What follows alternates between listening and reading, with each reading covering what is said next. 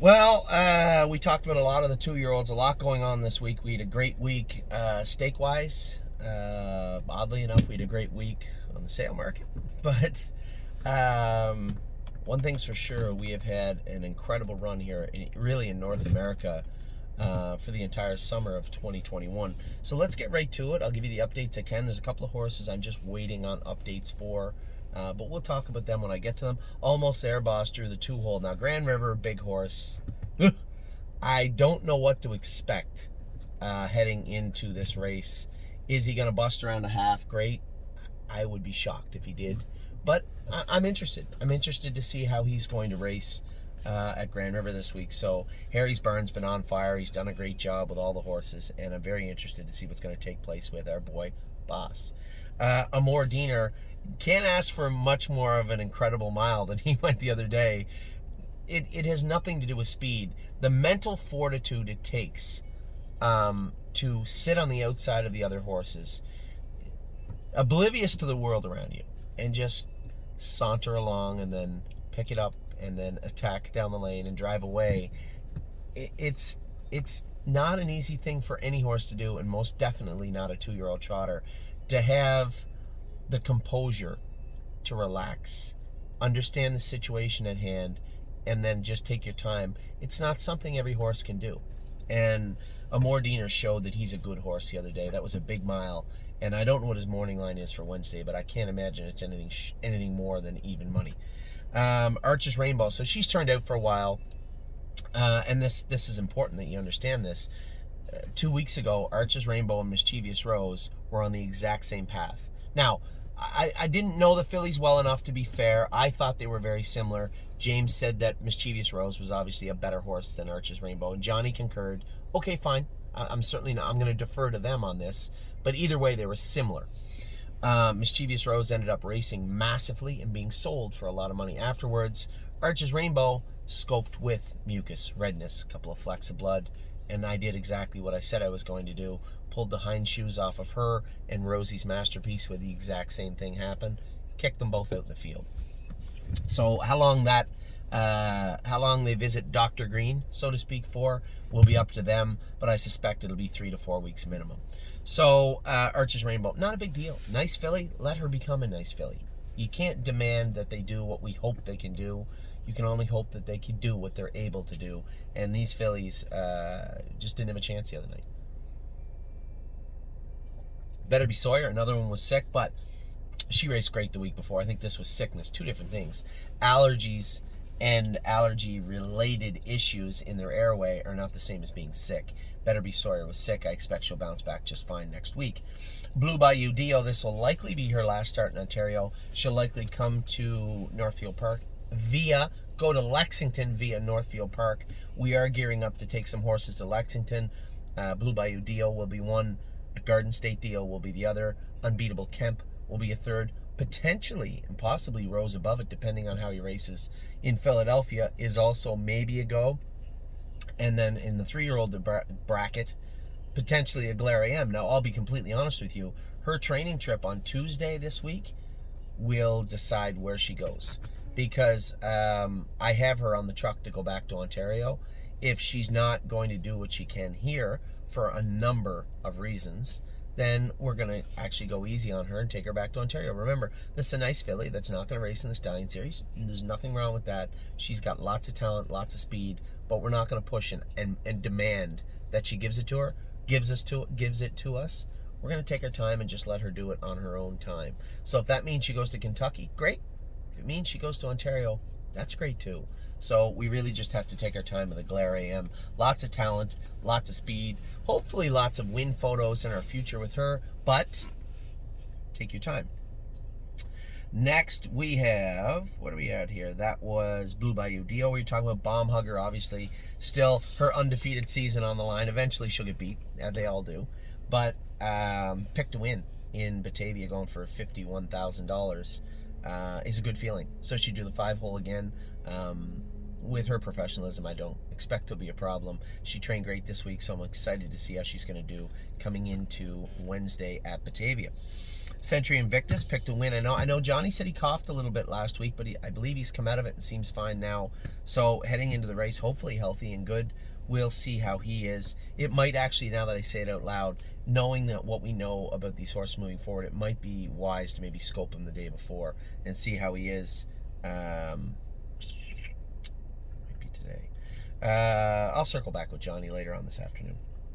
Confederate Cruiser going to the fair at Oak Harbor on Tuesday. I'll be going to Scioto, but Cruiser and the Dragon Colt will be heading. Now, I can't drive them. Luke Ebersol is going to drive both of them. He'll drive both of them at Oak Harbor on Tuesday. Duke Dio at the 3-week mark will be coming back. Now, here, full disclosure, I want to take Miss Mildred back over here. Now, they told us she can't ship for 2 months. I believe, I saw a picture of the tendon the other day. It looks like the superficial swelling is coming out of the sides. Oh, all done? Do you need more juice? Okay, so I can't hear you. Take that sucky out and talk to me. What do you need? More juice? Yes. Okay, I'll fix it. Go back to playing your game and I'll fix it. Say hi to everyone. Shaggy. Hi. So, Duke Dio will come back in.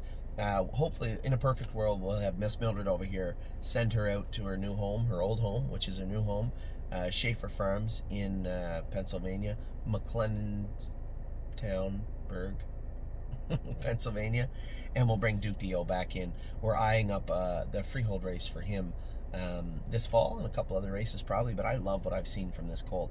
Really coming around, really well bred, so happy all around with him. Eyes at 10, just trying to keep her on schedule. Happy with what I saw the other day. Let's see if we can expand on that.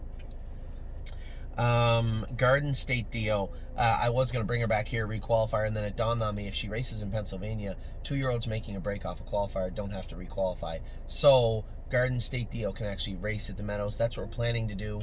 Now, Preference will, full disclosure, Preference will go to Taiwan on this week as she's prepping for the Arden, but we are hoping to get,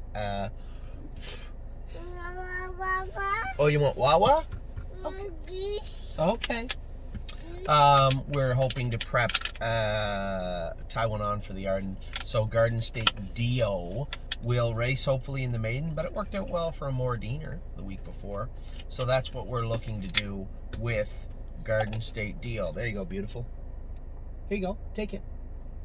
Thank you. Okay, keep playing your game. I'm almost done. So, Garden State Dio will hopefully race in the Meadows this week. Grace will be qualifying Tuesday in preparation for her next gold. Just want to keep this filly schedule light. No reason to push her and torture her. She's done great things for us. In fact, really above and beyond what anybody could have expected. Really impressed with this filly. Yes, she's trained down great and looked good, but looking good and then racing in gold company is totally different. So impressed with everything with this filly, and can't wait to see her race next Tuesday. Granite Hill is out for the season now. He's gone out to let him grow. Is he going to be fast next year? I don't know. That'll be up to Granite Hill. But I can tell you his work ethic is on point. His pedigree is decent. He wants to do his work, so let's let him. I'm going to turn him out for a good 3 months. He's gone out. Harvard Yard, this is a filly we're likely going to sell our position in Harvard Yard. She's just not as good as we would hoped, and that's the way it is. We have 2 other horses on this list up for sale, and she'll join that fray also. Hill of Magic actually trained good this week. We made some equipment adjustments with her, so let's see. I think there are some changes we can make still moving forward. I have hope that this filly will get to her. I was very disappointed in her last week, but I'm optimistic about this week coming forward. Hope Surprise is one of the horses up for sale we talked about. We'll probably move him in the coming days and weeks. Kathy with an Eye will be out probably till Granite Hill comes back. Tons of time off for her, which is fine. We'll train her down, and hopefully she'll be a good race mare 3 for us. Race filly.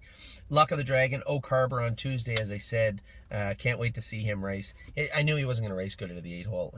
I'm just going to scratch that from my memory and see how he does this week.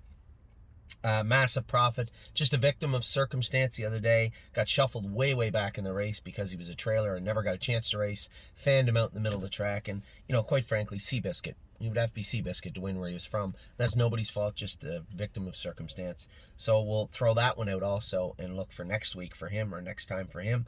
Matt's MVP is out in the field for quite a while. We'll bring him back when he's matured up and looking good. Miss Mildred, this will probably be one of the last times you hear about Miss Mildred on our lists. She's now a broodmare. We'll breed her in 2022. She's going to Schaefer Farms. It was just a horrific, unfortunate incident that really cost her a racing career, but we know how fast she was. We know what kind of filly she was, so interested to see what kind of broodmare she's going to be. Mischievous Rose, this will be the last time you hear about her. Also, we've sold Mischievous Rose. A great race from her first start, so a great job by everybody involved. But the car turned off and it's sweltering now. A fantastic race from Mischievous Rose, and I expect good things ahead for her and determination, so good luck with her. Of Tom, raced great last night, raced fantastic, last quarter in 29 and 1 a mile and 58. Can't ask for much more. My God, it's loud out there, eh? Yeah. Outside? Yeah. Soon as I finish talking about these horses, we'll go outside, okay? Yeah.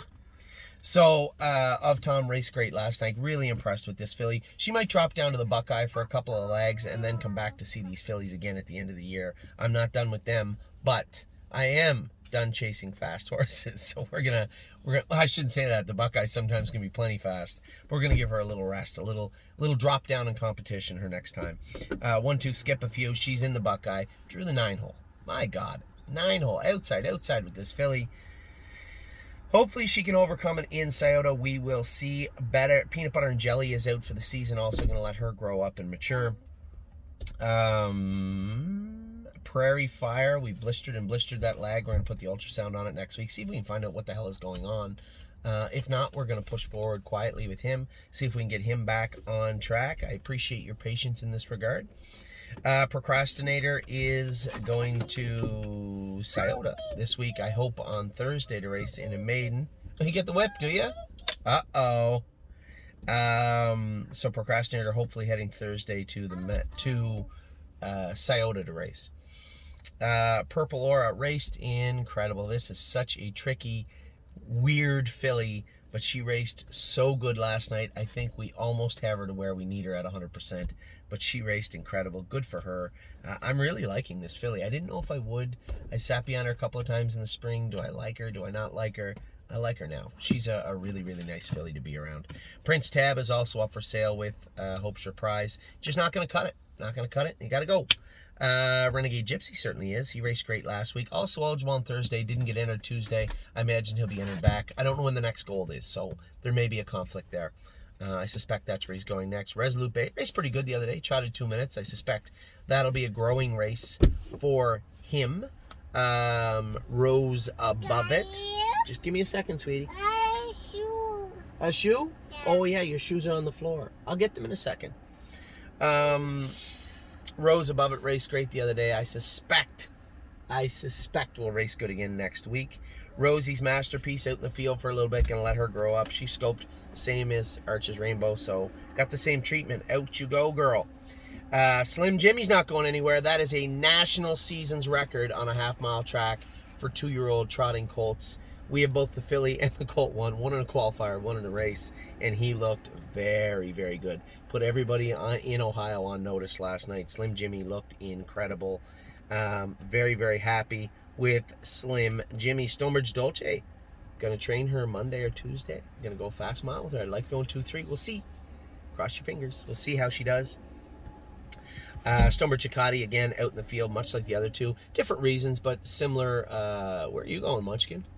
Different reasons, but a similar result. Stonebridge Chicati's out for the season, just to grow up and mature. Sweet on Pete looking for another great mile from her at Scioto Downs this week. 3-point Blue Chip getting closer. He's been in 2-2. He's sounder after he trained now. The problem was after we trained him hard, I noticed his knees were bothering him a bit. So we've been working on those, and they look like they're responding well. So fingers crossed again with him. Could be a qualifier in the near future with him. Twinkle, no, don't jump over horses. Tie one on, train like a beast on Friday. Saturday, Friday, she's gonna be in to go at the Meadows next Thursday. Twinbee Habanero is coming here to finish off his training. I'll give you an update when I see him and can tell you with certainty. What are you doing? With certainty what he will do. Twinkle in her eye, looking for another big mile out of her. She was awesome the other day. Unbeatable Kemp, here's one of the, I don't know. I've asked Ronnie, is he going to send him back? As of right now, I haven't heard back. So I hope he shows up in Ohio or Pennsylvania in the next couple of days. We'll hopefully get him raced and get some confidence on him. Maybe get him to Kentucky for that B Stakes series. You Gotta Believe at 25 to 1. Pay no attention to the 25 to 1. He'll give them all they want on Tuesday. This horse is looking for a big race, and hopefully we'll find one for him. I think it's Monday. Voyage of Ice and Fire drew the rail. 4 to 5 morning line. That's bullish. But at the same time, expecting good things from Voyage also. Will to Win Hanover, she can probably start back in the field, not go to the field anytime. That line she had in her foot will be completely healed. We'll x-ray it to make sure, but I suspect there'll be no issues there. And World for Two, as somebody put it, just quietly keeps pounding on the register and making money. I think this colt, as I said, 6-7 starts. Kiss. Hey, I need a kiss. And no sucky kisses. A real kiss. Nope, no sucky kisses. Give me that kiss. So World for Two will race this week again, doing great things for Mario. His whole barn is. So we will end it there. I smell a little stinkiness going on. Is that from you? Yeah. Oh yeah, yeah. Got to go clean a stall. Talk to you guys soon. Take care.